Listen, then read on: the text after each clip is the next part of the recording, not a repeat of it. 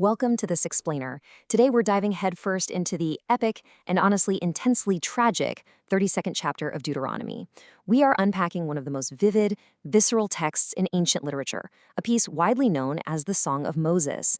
Over the next few minutes, we're going to break down its major themes: divine justice, human complacency, and some incredibly poignant poetic tragedy.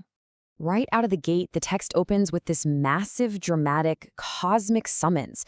Moses isn't just asking the folks standing next to him to listen up. He literally calls upon the heavens and the earth themselves to act as witnesses.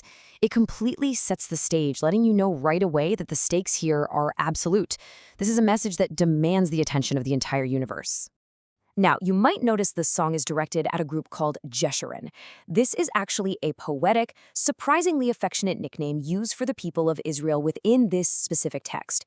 But don't let the sweet name fool you. The song is an urgent, heavy warning to Jeshurun, using a highly structured narrative to explore just how incredibly fragile their covenant with their creator really is.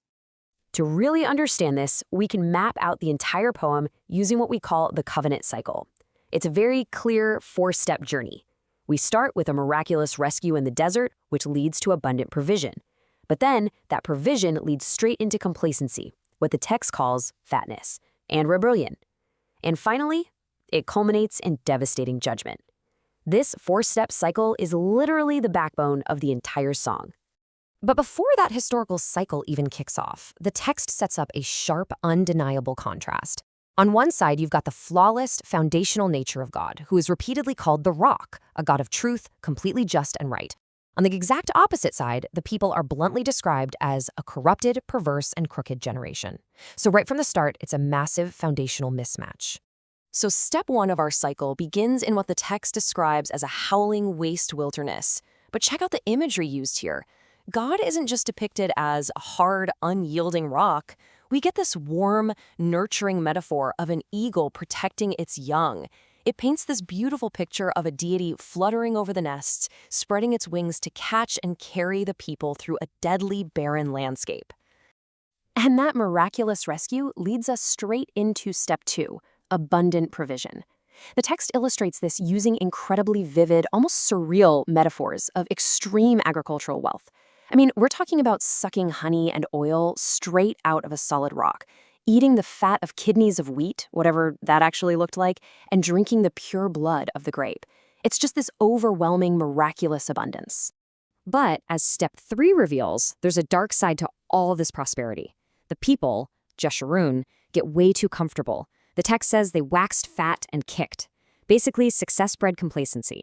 They completely forgot the rock that formed them, turned their backs on their origins, and, as a source points out, started provoking jealousy by sacrificing to strange new devils that their ancestors had never even feared. This ultimate betrayal triggers step 4 in our cycle, bringing us to a terrifying climax. The creator's reaction is just absolute rejection.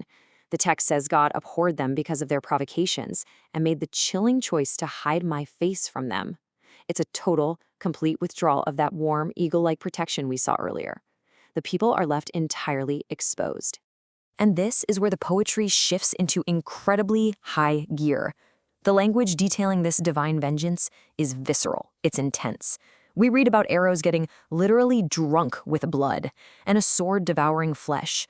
The text describes unleashing burning hunger, bitter destruction, the actual teeth of beasts, and the venom of serpents crawling in the dust.